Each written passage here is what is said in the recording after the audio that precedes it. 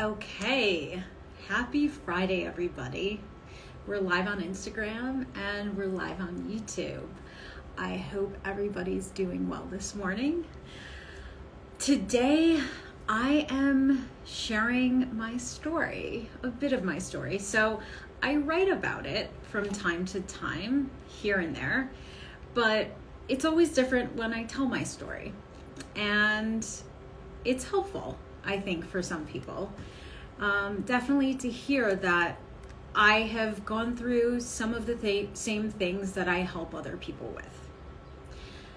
And I'm going to talk about the connection between dysregulation, trauma, chronic pain, and chronic illness as I do share my story.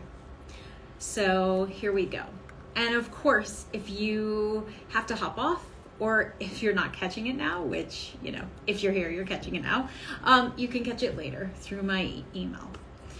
So from the time that I can remember, actually from the time I was a year old, I've been sick. If you see me now, you can't tell that I'm sick. I don't consider myself sick, but that's a different topic and conversation for another day.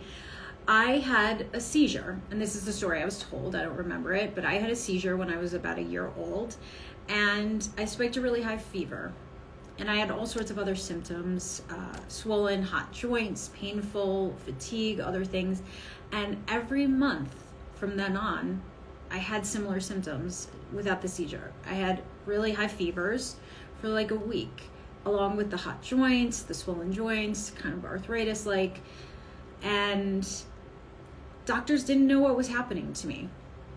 So I was like this mystery child with this weird fever illness. And I was dragged across the country to different hospitals, different specialists, put on experimental medications, sometimes put in the hospital to figure out what was wrong with me. I was given different diagnoses throughout the years. Nobody really knew, and nobody could really firmly identify what was going on for me. It was confusing, of course, as a child. I believed my childhood was normal. I realized I was different, but it was my childhood, right? It is not normal as a child to spend months at a time in the hospital. And it was only later that I realized how much my illness and the medical time that I endured was traumatic for me. So, regardless, what always kept me focused and helped me distract from what I had been through was actually schoolwork somehow. And luckily, I was always driven to succeed. So I went into a PhD program for clinical psychology. And unfortunately, halfway through, I got really, really sick. I had a huge workload. I was researching, I was going to school, I was seeing patients, I was doing my own research. I was also a research assistant. And I realized after I defended my master's degree that doing all of that at once was a bit too much for me. So I took a leave of absence, and I had to assess what was most important. Do I continue in my program, or do I focus on my healing? And so I decided to focus on my healing for a time. And I went on a journey of self-discovery. I had to hit rock bottom, really, and that was part of my bottom before I could get better. And I fell into that old pattern again of monthly flare-ups. What was behind all these flare-ups, right? So I found somebody outside of Western medicine who could help me. She was a somatic healer and a somatic therapist. And what I just discovered was surprising and kind of shocking. My body was not anywhere near where I wanted it to be. I mean, I knew I was sick, but I was completely on edge, and my nervous system was really kind of about to explode. My adrenals were shot, and I didn't have any clue at the time. I was so exhausted that I wasn't even aware how exhausted I was. I was really running on fumes. And the thing is, this is how I had always functioned. I was totally unaware of it. I was type A. I pushed as hard as I could. I worked for others. I did what others expected me to do to make others happy. I ignored my body because it was always in pain. It was always unhappy. And so it didn't matter that I was in pain because that was my constant. Until I was healing it, right? I began listening to my body. And slowly, in that first while that I was healing it, I learned how to calm my nervous system. Really, the most basic things I started to do were calming my nervous system. And that was really my first step in healing. That alone, surprisingly, decreased a significant amount of symptoms for me in the first month of my healing path. But my nervous system really had to unlearn bad habits and relearn how to function in a new, healthy way over time. As I did, disease flare-ups all but disappeared, and my system went into remission. Now, of course, the story is a lot more complex than that. A lot of other triggers and a lot of other complex things were contributing to my disease flare-ups besides just basic nervous system flare-ups, because what contributed to the dysregulation, I had a lot of other triggers. But on the most basic level, it was systemic dysregulation. And when I got my systemic dysregulation in check, I went into remission for over a decade. How does dysregulation contribute to the cycle of trauma, chronic illness, and chronic pain? That's the ultimate question. So for you listening at home, why does this matter? I wrote a post about this the other day, but I wanted to explain it because sometimes, a few images don't do it justice. So let me elaborate. Trauma is stored in the nervous system as shock and fragmented memories in the moment that the trauma happens. It's stored in the amygdala and the hippocampus, in the emotional brain, as somatic memories. So in senses, in smells, in sights, in sounds. You don't store it as a conscious memory that you can pull in words that you can remember on the spot. But rather it's stored in cellular memories in the body as felt senses. Okay? And when this trauma remains unprocessed and unhealed, it remains in the body, and adrenaline and cortisol gets released when that trauma is triggered.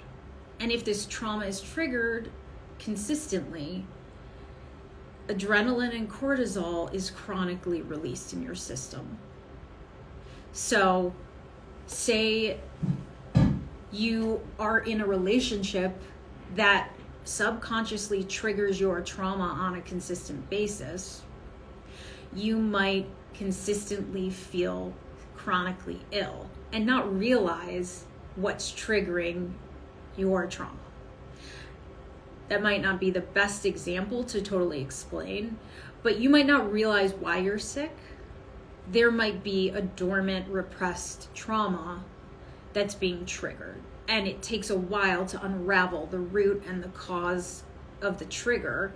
And it might not have actually anything to do with the relationship, really past trauma that's being triggered in your present moment. So the unprocessed, unintegrated trauma will be triggered if it remains unhealed. And you might not even consciously remember the trauma, but in the present moment, it's felt as chronic pain, illness, anxiety, hypervigilance, fear. And if you are feeling some of these things, it's worth getting to the root of them so you can heal them and heal the dormant trauma. Because if you get to the root of that trauma, your body and your nervous system can calm down and stop releasing all of those hormones that cause these symptoms. Yeah?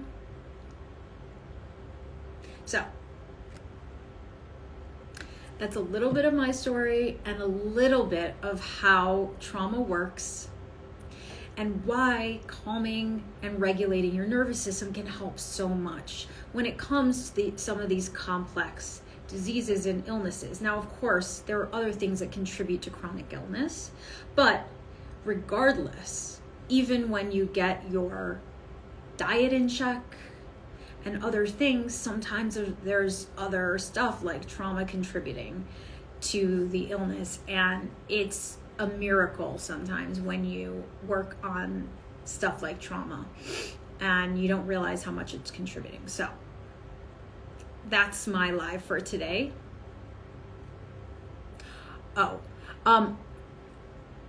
Trauma work. Yeah. I see a sad face, a crying sad face next to the word trauma work. The question is, any insights on ketamine infusions and complex trauma? That is actually one area that I am not an expert on. I know a lot of things about pretty much every other thing when it comes to trauma, but ketamine infusions are one thing I don't know about. Yeah. If you have any other questions, though, I'm happy to answer or do my best to answer. Happy Friday, everybody. I'm going to end the live for now. Feel free to reach out, and I wish you the best of luck with those. I hope they go well. Yeah, feel free to reach out if you want any other support in other way. Yeah, I hope they go well for you. Happy Friday, everybody. Take good care. This live series is always sent out in my email later, so you can revisit it, and I'll see you guys soon. Also, before I go, if you want help with regulating your nervous system, I have a free somatic workbook. It's a month-long process, and it will help you track the signs and symptoms of dysregulation that are happening for you now. It'll help you track it over a month-long period, and it will help you journal through the process and help you set goals and visions for your healing journey. You can download it in the link in my bio. I highly recommend it. It's a great little free workbook that I put together for this process. And I have cool things coming out regarding this and just the trauma healing process, so stay tuned. I'll see you soon.